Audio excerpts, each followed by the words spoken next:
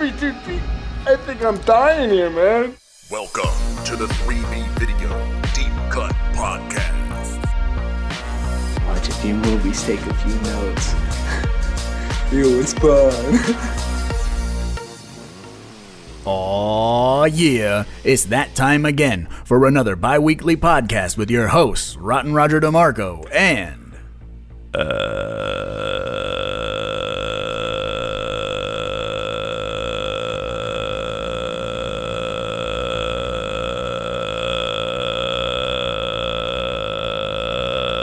Evil Dead Inks. And Raj, I've been waiting for you, motherfucker. Damn right. 10 years, right? 10 years. A decade. Yeah. Holy moly. And 2007 to 2017. Hatchet 3 was 2007? Wowza. All right then. Well, I think the first Hatchet was 2000. Oh, okay, there you go. I was like, whoa, man. And the last Hatchet was 2017. Oh, let's see, were you getting that much older? It's believable. You could tell us that, and we'd have to go, wait, Go, I guess. Yeah, so we had a nice long break from Hatchet films, and then we get the surprise motherfucker, Victor Crowley is back. And it's not Hatchet 4 unless you're buying a copy overseas. It's just Victor Crowley this time around. Yeah, Adam Green saw what the Rocky series did, and he's like, I can do that. Rocky Balboa, Victor Crowley. Creed. Wait, no, we don't talk about those. I wonder why he decided to change the title like that. 'Cause, I mean, I guess it's maybe starting a new era type deal, but I kind of go back to like Son of Massacre's thing of like, man, it's fucking up the alphabetical. The layout for alphabet. If you're an alphabetical snob and want to have all that shit lined up in a row, you have to Hatchet 1, 2, 3. Where the hell's the fourth one? Oh, it's way the fuck down there in the V's. I just put it right next to Hatchet 3. I don't even care, even though my stuff is all alphabetical. Just print out your own Hatchet 4 and just tape it over the end label. Yes. And let me say this, because I've seen it in our Discord. If you're not a member of our Discord, you should join that, the Buddies Forever Discord. There's probably a link on this podcast. But I've seen a few people say they've accidentally, when they got into the franchise, watched Victor Crowley first because they thought it was the first one. And I'm like, I don't know how you would, but I mean, you know, there is that possibility that you can make that mistake. So... I mean, I don't really know if you lose a great deal if you decide to jump in anywhere in this series. Every one of them has the abrupt snap cut ending, so it just warrants rewatching. And good lord, this movie is very different. It is. Than I think. Well, in the aspect of the series, yes, but this is different than any other movie outside of our own in my collection, because this was in the heights of me talking you into listening to their podcast, the Movie Crypt podcast, which I'd already been on for a hot minute, and knowing all the bullshit, all the stories, all the tragedy, all the mini triumphs.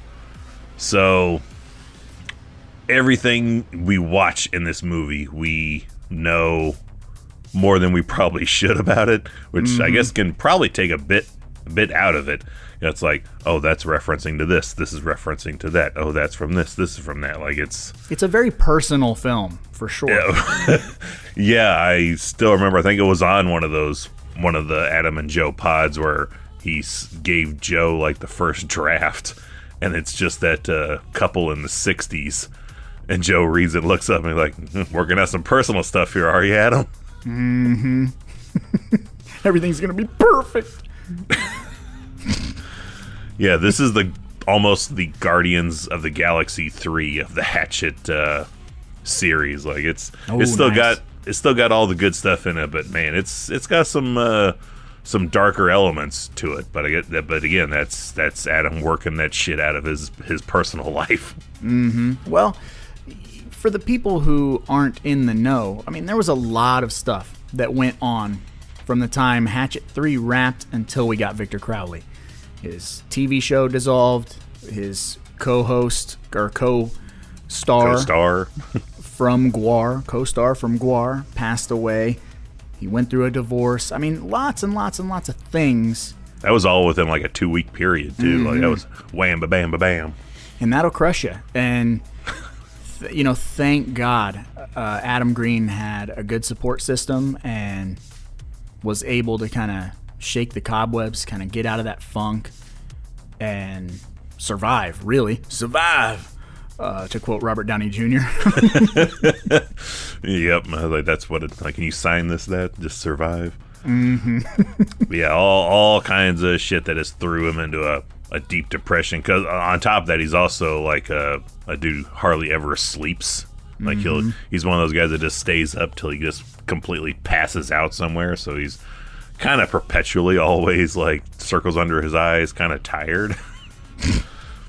So all that combined with still trying to do his day-to-day shit goes to I can't remember which convention it is. One of the conventions. I think it's the Rock and Shock. Either Rock and Shock or like Monster Palooza or something. It was one of the big ones. I want to say Rock and Shock, but don't 100% quote me on Rock and Shock. But that's where he's hosting a panel with George Romero, talking with him, and George is like, "When are you giving these kids another Crowley picture?" And he's like, kind of like how he sounded like how you sounded rapping Tapehead for the second time. You're like, I'm kind of ready to put Tapehead away for a while. Like, yeah, it's fun in moments, but like it's a goddamn headache. Like I'm ready to be done. I finished. I'm put a fork and a knife in me. I'm done. And apparently he's like, look at all these kids out here, like Crowley shirt, Hatchet shirt, Holliston shirt. Like, you're it, man. You're the new face of horror. You're the guy. You're taking up the mantle. So thanks, George Romero, for slapping the sense into Adam, which no one else could. Like, it takes someone of that stature to, I guess, really get the point home. And then he decided, well, all right, it's time to go back to Honey Island Swamp. I love it because it was done in secret. And I think classic, like, Friday the 13th shit, like giving it fake titles, Arwen's birthday surprise or something like that, dinner party. I love that because it's so smart to not, like, because I feel like once you open your mouth and you promise the fans something, then you have to deal with that barrage, that daily barrage of, how's it going? When's it coming out? What's up? Blah, blah, blah, and then you have to do, like, I'm sure you would have to do interviews and media and all that crap, and then try to give like Fangoria set visits and da-da-da-da-da and all that stuff. But him keeping it under the radar and just kind of working with his buddies, there's something special about that, like he was bringing the character back, doing it like super duper low key, and I think they only had Kane for like 3 or 4 days or something like that. So really, I figured he was on set the entire time doing like acting and stunt coordinating and all that. No, I think he was only able, because he had so many other things going on, only able to carve out like a 3 or 4 days. So, that's, if you watch the special features, you'll see any of the insert shots of the gore stuff. That's usually like Robert Pendergraft's hands being Victor Crowley's hands. Like right there in the Aries scope, like driveway. You got Jan blowing vape smoke so they didn't have to hook up a fog machine. Ugh. But yeah, he's the most low budget, like high production guy out there. He's filming mainstream shit for the outskirts of cinema, but he's still doing it as if like with the like how we would probably still do it. Yeah, absolutely. Like, the fog machine broke, it's out of season. I'll just get a vapor. We don't even want the vapes. Like, just bring them on set. Got one of those like super big ones that like they do the smoke tricks with or whatever. Is that still a thing? People still do that? I don't know. What do you call that anyway? Vape? Vape Olympics? Vape tricks? I don't know. The Vape Olympics. There it is. Good fucking god. Imagine training for that. You're just sitting in and just and moving your hands through smoke. Getting cancer. You just got this open sores on your neck and shit. People coming over like, I'm training. Slam the door. You look like Victor Crowley when it's over. Figure 8. So this movie is slightly different from the previous 3 because it isn't directly connected, because we have that time break between films. So we get to, kind of go back into Honey Island Swamp at our leisure, essentially, at the opening of this film. We're not, like, thrust into Honey Island Swamp. How do you feel about the setting, which is essentially plane crash wreckage? I think it's Hatchet meets the set of Alive. Because even in that movie, there's a woman trapped underneath some of the debris, and she's unable to free herself. And they're just kind of like, I wish she would just quit bitching and complaining. My leg hurts. I'm pinned under this thing. Oh, Tiffany Shepard, she's knocked up and gonna drown slowly in cold water. Just get it done already. I don't understand why they didn't pull down the oxygen things, because they have tubes, and just like stick the tube in her mouth and then be like, and just run it to the ceiling. Be like, you can breathe forever. There's no way this is going all the way underwater. We'll figure it out. You'll eventually get waterlogged, but that'll take at least a good day probably before you're gonna have some USS Indianapolis type shit happening to you. You start bloating. It's a visual in my head that stuck with me from high school to this day. To this day? If you're in water long enough, and this is like the most disgusting like reference I've ever. This was in high school. A teacher told us like your skin is essentially like if you dipped a slice of bread in water. That's what your skin starts to be like. So imagine just like how you could wipe and tear wet bread easily. That's what water does to your skin if in it for excessive amounts of time. So that's something, talking about shit you learn in high school, sticks with you till you're fucking 40. That was one of them. Wow, that's gross. I didn't know that. It makes sense. Yeah, that's like, no one ever like checked to see like, is that fucking accurate? How does he know that? But like, you think about it and you're like, yeah, I can see that happening. Mm-hmm. You'll never look at wet bread the same again in your life. Ugh, that's disgusting, man. Mm-hmm. Wowza. Drop a message in our Discord or on our wherever next time you encounter sliced wet bread and you're like, God damn it, Deep Gut Podcast. Why'd you do that to me? Or if you've ever encountered a floater. Wow, that's really going far back. That's a deep cut. But we get Perry Shen back again. Because he survived. Yeah. He's the lucky charm of the series, but yes, he survived Hatchet 3 to come into Hatchet 4. Mm-hmm. And does he survive this film? I don't know. You'll just have to see. But he hides like a smart person in 3, and then you fast forward 10 years. He's all but, crucified for these killings that have happened on Honey Island Swamp. He hasn't been found guilty, but guilty in the court of public opinion. I would, very OJ. And there literally is like, so 10 years later, you're like the OJ of that massacre or whatever, right? And he's like, no. But I did write a book. If I had killed all these people, this is how I would have done it. It's on my list. Which we got to see this. I got the information about this early when it was premiering. He was taking this movie on like a road trip tour around the country.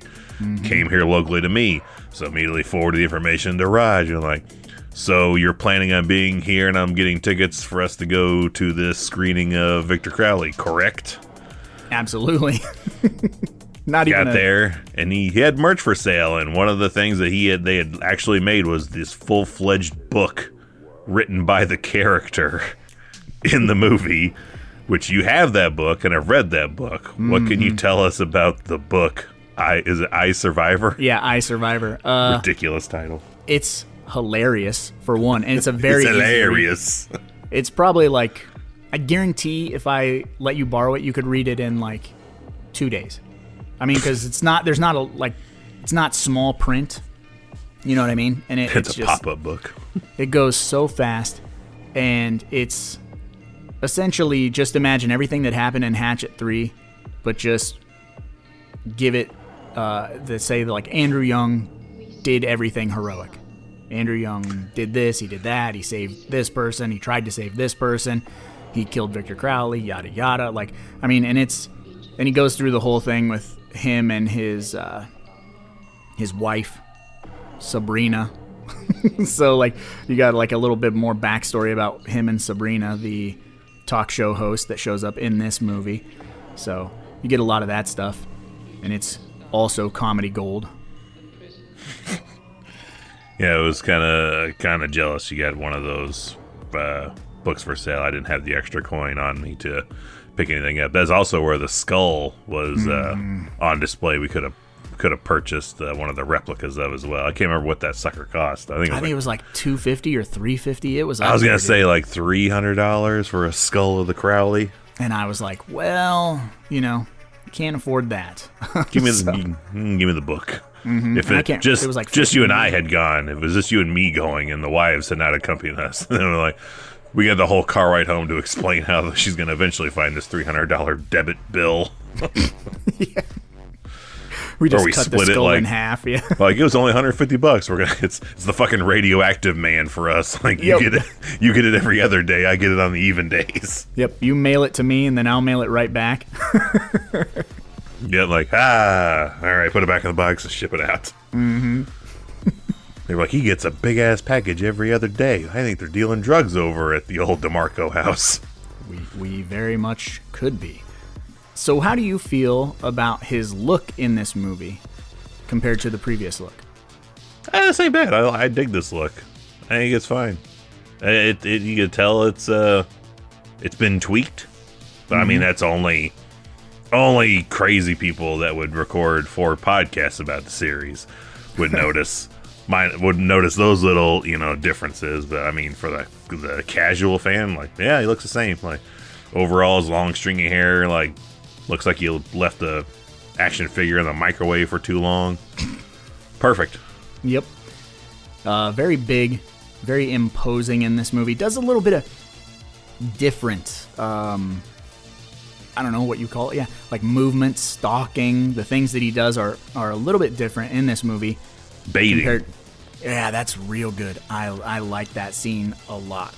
Which I guess Kane had to be like talked into that scene because he was like, I don't know. He's kind of doing that he's pulling that Jason card a bit. Like, I don't know if Victor Crowley would do that.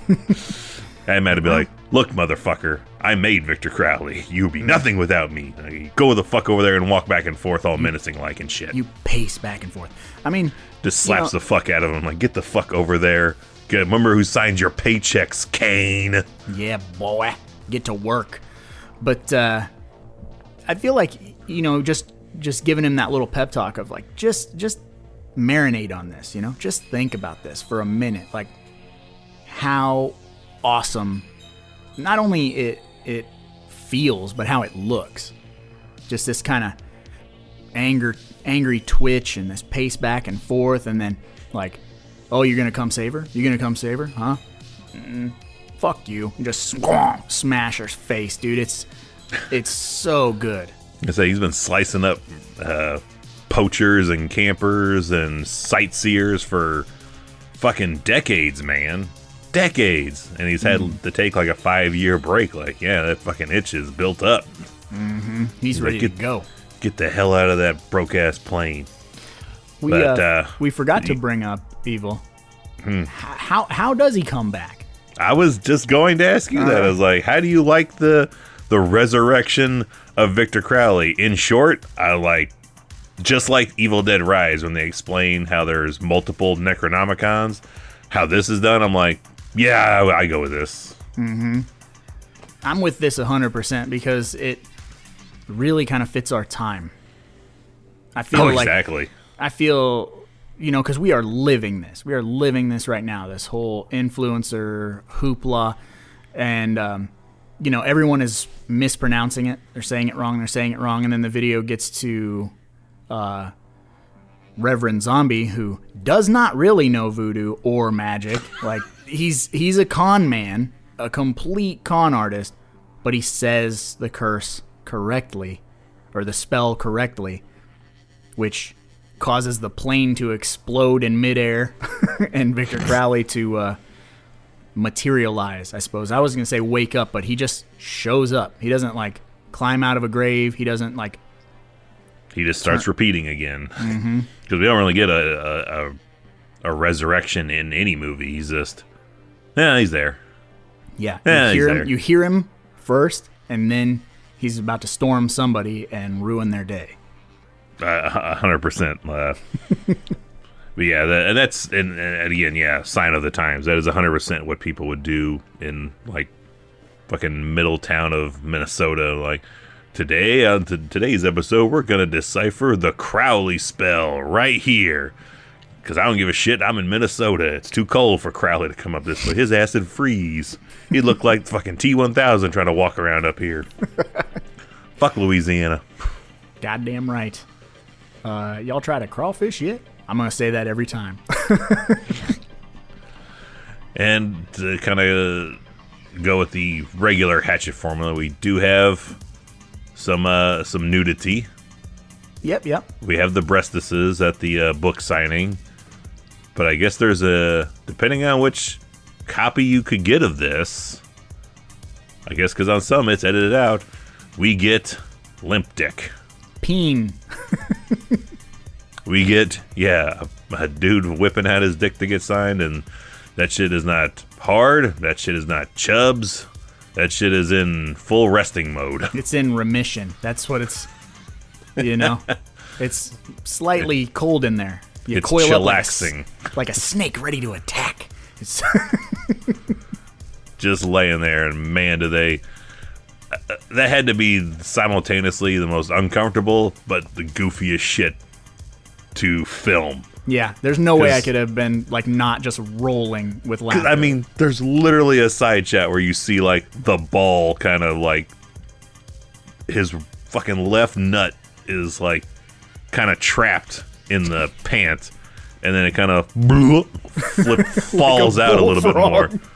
It kind of, like it is, like, and I don't know how the fuck to describe it, but everyone that has a pair has had that feeling of, there it just moves. Mm-hmm. Like it's just in a tight, it's in a tight quarter, and needs to just and slip out of it. Yep. I guess the only thing that Adam wanted to add to that scene is didn't he say he wanted like a little dribble of pee? Like when he slides it back off the fucking book. And I know we talked about this when we covered it on the live stream, but I just wish a stray pube had been left on the book. I think that is hilarious and disgusting. We also get Laura Ortiz's backside, her booty in the movie. Is that really her? Yes. And I think she had said she was willing to go full frontal, and Adam was like, I can't. You're my friend. I'm not going to do it. Which kind of mirrors Holliston, actually. I mean, kind of. Yeah. I thought you were going to go with, like, how it was the same for when you were filming our movie. Of like, we have nudity in our movie that is mystery to anyone watching and to the film director. That's true. You're like, I don't need to see all that. Yeah, that's out of respect for the actress. I don't need to be in there. I'll let the director of photography handle it. I don't need to be in there. Yeah, Show me your butt, though. You got my storyboards. You know how this is supposed to work. Do this like this. But man, I was not sure if that was actually hers or if that was a butt stand-in. I think in the commentary they say that it is her. I think. She kills it in this movie, and I guess that's her returning character. Like, she has a few second bit in the first one. I think it's the second one on the tape. Yes, it's the beginning of the second one, because she's one of the guys that Shapiro is filming, or trying to film. 14, mister. Yeah, like 22-year-old, like, I'm 14. I guess that's her. He decided to bring that character back, and here she is 10 years later, just ready to own the shit. She's of legal age and she has a dick. My favorite character in this movie, who we have not talked about yet, is boy, the man, Dave Sheridan. He's so good. What a goddamn goober, but he's great. I guess he's also in the Devil's Rejects. Where I can't remember where the hell is he in that? He's William Forsythe's like right hand man. Yeah. Okay. With the yellow glasses.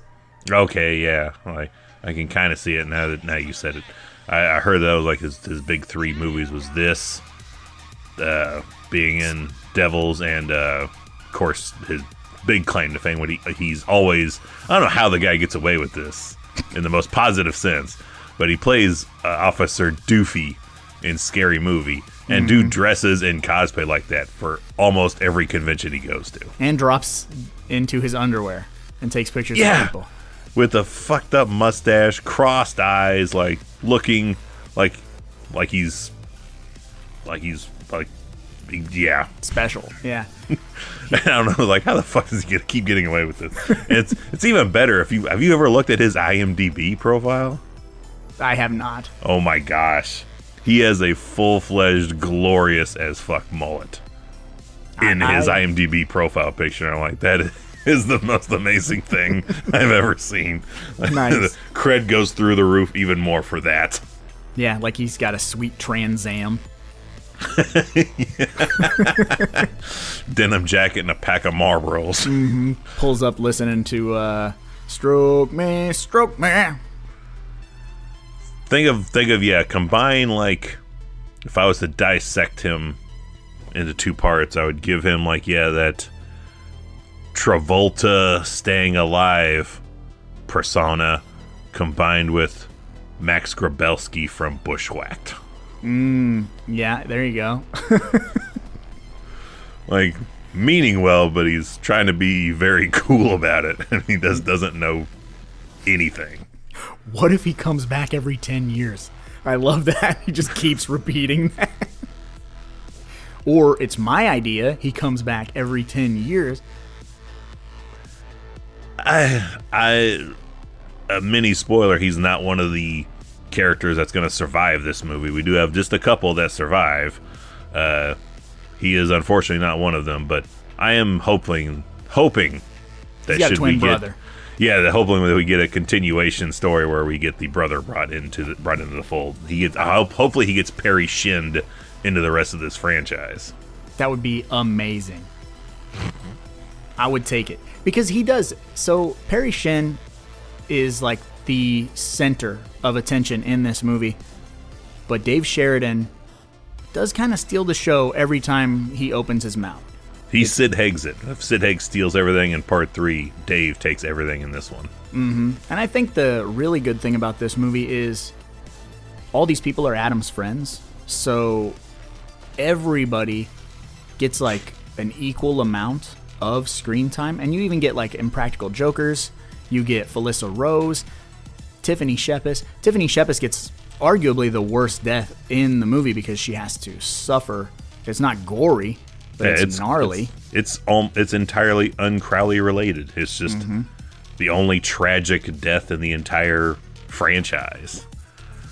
But yeah, and that was a character that initially got killed, I think, on Impact, was Q, Brian Quinn's character. But when they got it to be Brian Quinn, because of course Adam, being his insomniac self, has to watch Impractical Jokers to fall asleep every night, became obsessed with the show, got in touch with Brian Quinn to play essentially himself, a version of himself for the movie. He's like, well, I'll extend it a little bit longer and you'll get killed by Kane, because I guess he was a big Kane Hodder fan, so his parts got extended. But yeah, everyone else gets equal playing ground. But again, that goes back to, like, of course Brian Quinn's in this because he got obsessed late in the game to Impractical Jokers and was watching it nonstop. Again, why this movie hits differently for us than any other movie maybe out there, because I feel like we know the reason for almost everything he chooses to do in the movie. Yeah. And if you want to be like privy to it, and you're a podcast fan because you're listening to our podcast, just go and start listening to the Movie Crypt podcast. Just go back.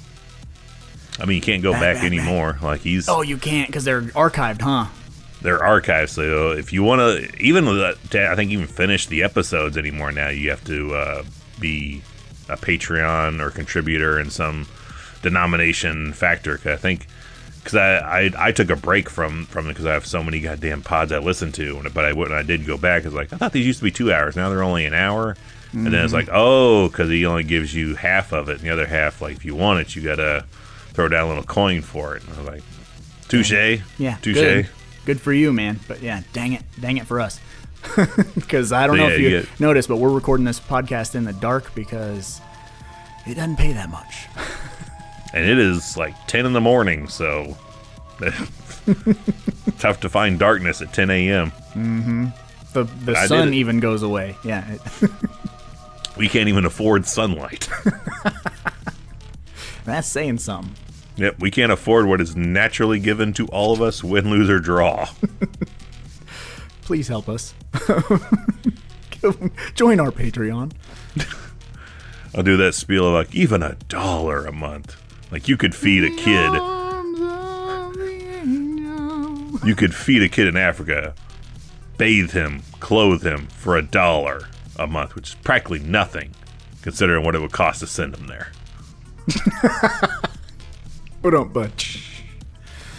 Oh, Lord.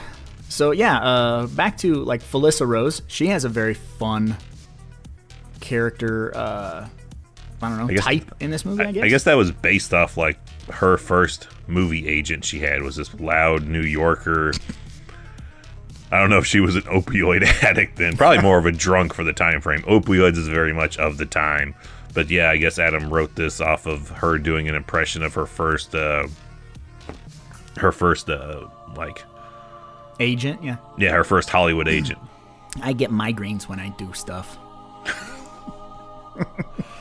She's something else. And by golly, some of the kills are fairly, I wouldn't say basic, but they kind of are like, okay, yeah, that fits. Okay, yeah, that fits. Mm-hmm. It's tough to find. It's tough in the Hatchet franchise to have the one that stands out. Yeah, because you're running out of those fatalities for sure.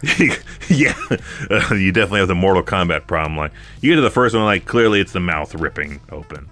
Second one, it's clearly we're gonna pull Tony Todd out of his own fucking skin. Mm-hmm. Or even the double chainsaw, like, that's really good too. But yeah, the chainsaw to the two guys, cutting them lengthwise. Yeah, and the third one, I don't know. For me, it's tearing Dee Snider's son into 5 fucking parts and then drowning him in mud. And easily, Felissa Rose has the most memorable kill for this movie. Oh, absolutely. And again, very of the times, because we're very attached to our phones. Mm-hmm. And literally that's gonna happen again here. Yeah, it's she becomes one with her phone for a minute. Yeah. Luckily, this phone is still in operations because it's made in 2017. Yes. Scott Barnes called me, which I love that worked its way into this movie too. That is in all 4 films. Okay, I was just like, where am I at? Like, I don't know why that just did not register. Like, who is that? Scott Barnes is one of Adam Green's friends from way back in the day, so he put his name in the movie, and now it just works his way into everyone. I just kept thinking Vince Barnes from Who's Harry Crumb. Yes, Vince Barnes. Good, Vince Barnes. Good. Good, Vince Barnes. Too floofy, too loose. Get the severed arm clutching the cell phone rammed into her the naughty bits. Her bird. the promised land, the power source. Mm-hmm. Which is appropriate because it's Felissa Rose known for having something a little extra between the thighs there. Now she's gonna have a real hog between them legs going. It's gonna descend upwards. I like when we were at the screening, and then one of the during the Q&A, someone was like, "Is that because she was in sleepaway camp? It's like a penis thing." And Adam's like, "No." But are you sure it isn't? And he's like, "Yeah." I would have went the other route with that. I've been like, Felissa Rose has a dick? What are you talking about? Yeah. Sleep. Oh, never even seen Sleepaway Camp. Sleepaway Camp. Is that like The Burning? Like just completely just fuck with them. Like, oh yeah. Sleepaway Camp. No. They ever make any other of those? 4 or more? Huh? I'll have to look into that. I'd never heard of her before. She just came in and auditioned. Oh yeah, that would be gold. Jeez.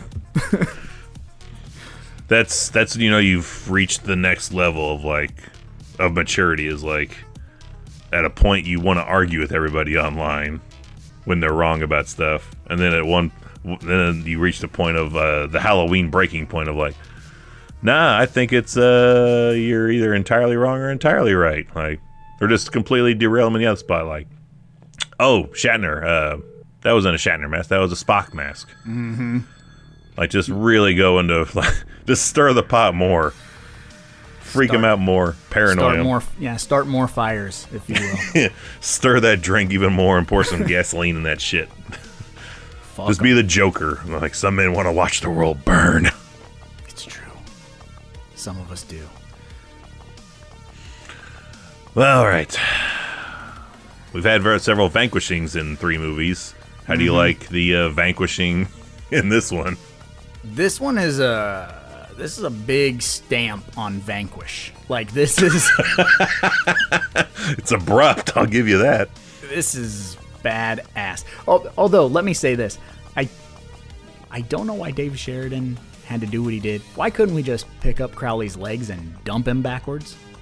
Why couldn't he just drop kick him? Well, he might miss. I don't know if you've ever seen that footage of Shaggy 2 Dope trying to drop kick Fred Durst, and he misses. So then Fred Durst's security guards just beat the shit out of him. I am not in any way saying Dave Sheridan is a professional athlete, or that Kane Hodder is a professional athlete, or could really cut it in the professional wrestling business. But you can damn sure bet I'm going to give them a contract before I'm ever giving Shaggy 2 Dope or Fred Durst at any age a spot to do anything wrestling related where it is completely not fucked up. It was at a concert, so it wasn't like a wrestling thing. Like, Shaggy tried to drop kick him like as a sucker punch and missed him. Yeah. In no aspects would I expect them to do anything. Like, I don't even think they could pull off a headlock without fucking it up. Whether meaning to do it or, like, even in negotiated, like, all right, I'm going to put you side headlock, 5 to 10 seconds, 3 elbows to the guts, push off ropes, tackle. I wouldn't even give it that without him fucking it up. I've seen these guys try to wrestle. They're horrible. No, they're not. You're so mean. They are fucking horrible. I've seen one of them try to do something and fall off the fucking stage at a wrestling show where it is predetermined, big spots, plan the fuck out, and he just, like, I think it's on the back of like a fucking 18-wheeler or something that's parked on the stage, and he just fucking misses and falls the fuck off, slides off this thing. Like, yeah, that's par for course.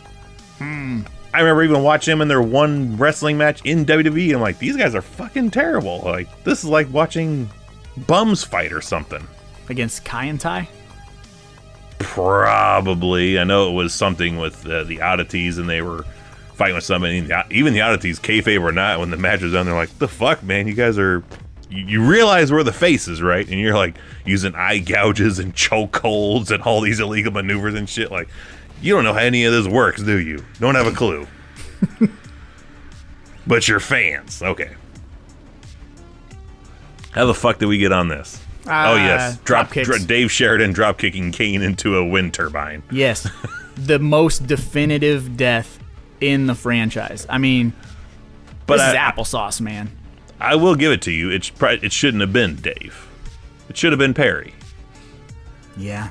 It's been 3 movies where, not his character, but that man has been killed in every movie.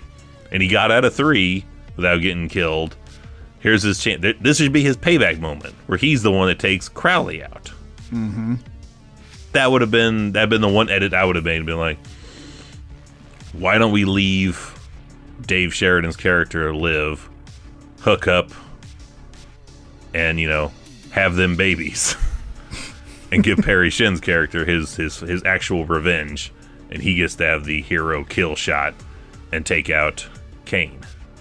He gets to survive so he can write another book about saving the day. Which is insane. That I was like, clearly that was out of expectations, because you're thinking, oh, he's definitely getting it this time. He's getting it this time. He got out of the 3rd movie. He is not making it through another one. Mm-hmm. Goddamn, he makes it through another one. We'll see what happens in Hatchet 5 whenever that materializes. Or you want another heartbreaking realization of real life? Sure. That was 6 years ago. I know. We're 4 years away from the last movie being 10 years old. Yeah. A high school stint away from being a decade old from the last time we saw one of these movies in the theater. Time and tide wait for no man. You remember in 2017 when we didn't have a podcast going? Didn't have a YouTube thing going either. Mm-hmm. Well, kind of. You've had something going, hither but I and definitely tither, was. Yeah. I was nowhere near Berlin.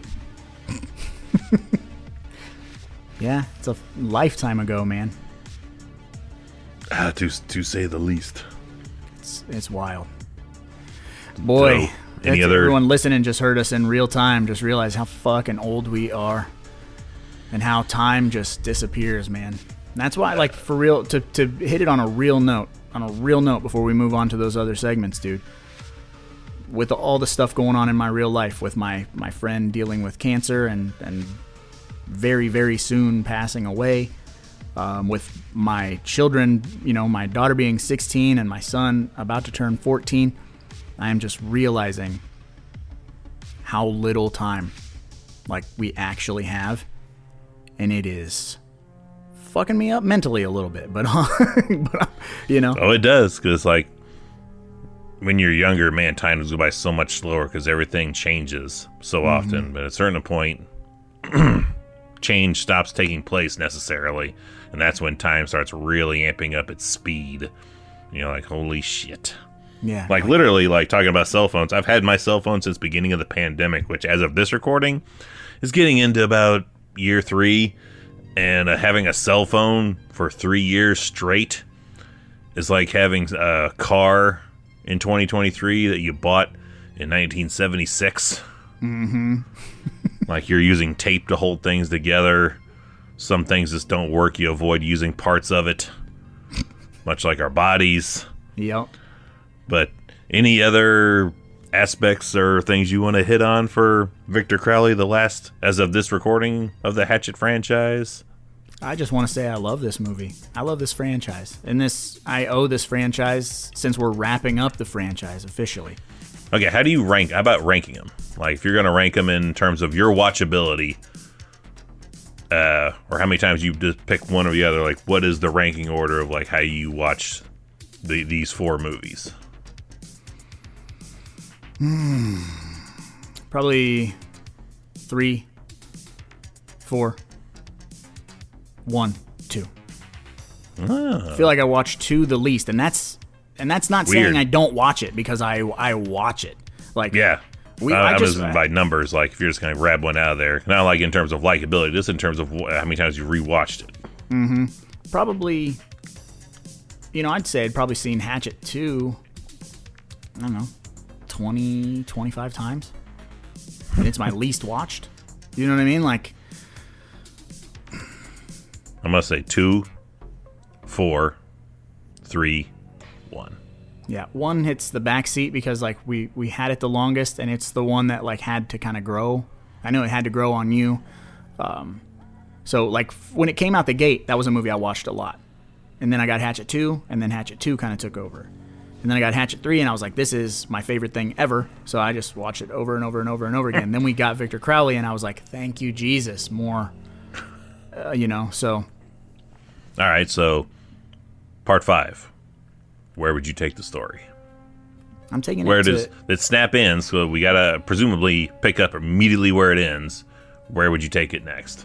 It's going to New Orleans, man. I think I brought that up maybe in the first Hatchet podcast. So like we take the 5-gallon bucket of Victor Crowley's remains to the hospital. Perry Shin's in the hospital. Laura Ortiz is in the hospital. Danielle Harris makes her way to the hospital with the gun because she knows he's going to resurrect. So we get a little Halloween 2. We get Victor Crowley in the hospital killing a bunch of Adam's friends as orderlies and, hospital patrons. And then, he chases after them. They run out into the streets of New Orleans. Then you got more body parts and more people to kill that are, partying in Mardi Gras. And perhaps you end it at the police station where they go to try to get help. And then Adam Green's cameo comes full circle and he gets to die. He's still in jail 10 years, 20 years later. Oh, I guess it would have been. It was 10 years. Still on that drunk charge. Yeah, still in there. But yeah, like, you know what I mean? Like we take it through all the things that are fun. We get a hospital massacre. We get a on the streets of New Orleans massacre. I mean, it doesn't always have to be in the swamp because, I mean, that's where he lives. But like, he's in New Orleans. He's in Louisiana. So if we got a little bit more of Louisiana, kind of like, opens the door a little bit. And I mean, you could end it in Honey Island Swamp. Like you could get him back to Honey Island Swamp. I'll raise you. He gets resurrected exactly how, resurrected exactly how you're going with it. But at the end of the movie, he returns to Honey Island Swamp to find another Victor Crowley because he's a repeater. So that Victor Crowley is already there. And that's how we get it. That's how we end the series again, is Crowley versus Crowley, and they kill each other, Freddy versus Jason style. Over and over and over again. Yeah, and then we have 2 repeaters coming back, just fighting out in an apocalypse format, and Honey Island Swamp's just decimated. His soul got split in 2. Yep, and those 2 got split, and those 2 got split, and so on, and so on, and so on. It's like Malbolgia's army of spawns. Yep, that's how I would do it. I would take everything how you had it, but then I'm just going to go really crazy with the end and just have Crowley's just crawling all over the swamp, all over the state. What if, since him and Dave Sheridan got ground up together, when he resurrects, he's like Mr. Burns and Homer Simpson, like he's got 2 heads, and one of them's Dave Sheridan. Like, hey, it's me, Christopher Walken, Daddy. Like, fucking ridiculous. I mean, either way of those, it'd be immediately 4-star movies. Absolutely. Mainstream success. The Copyright that, we got it. Yep. Adam, if you're listening. Because I know you baby. are. Yeah, we got ideas for you. Just give us a holler. That has to be where the Patreon money's going for the podcast that he's doing, is to pay for the... to listen to us ahead of time, yeah. Yeah, 100%. He's writing this shit down today, a week ahead of everyone else who doesn't get it on Patreon. Mm-hmm. I suppose, since we're done rambling about all the things we love and where we want to see it go, Evil, what does that mean? Time for the truth. It's time for those Amazon 1-star reviews.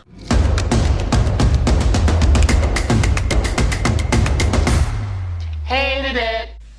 William Thompson. January 28th, 2020.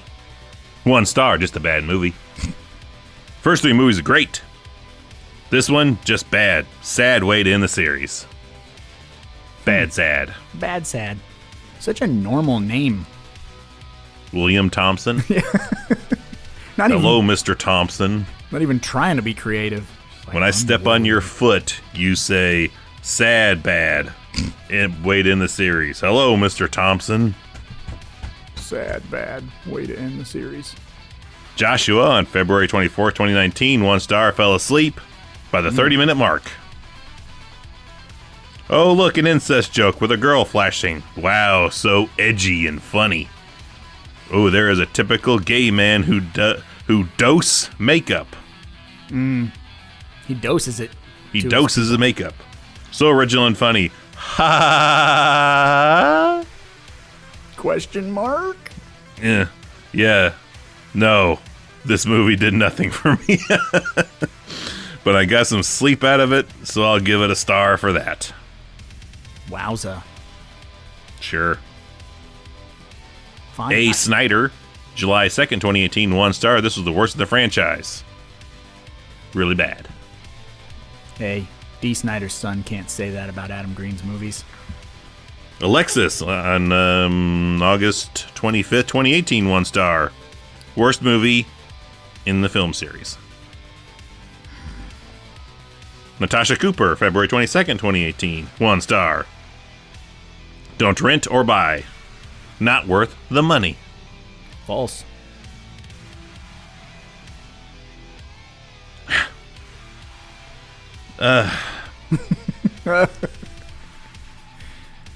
This I had to end with this one. This is this is a name. Okay. This is on July 24th, 2021. 1 star from Jesus. Oh, you gotta take a drink to say it. All right. Disappointed, can't get the caps off several of the pins no matter how hard I pull. Okay. 1 star. Ugh. Wasted my money. Nothing good about this movie. Which, except for the U and the W on wasted, none of this is in caps.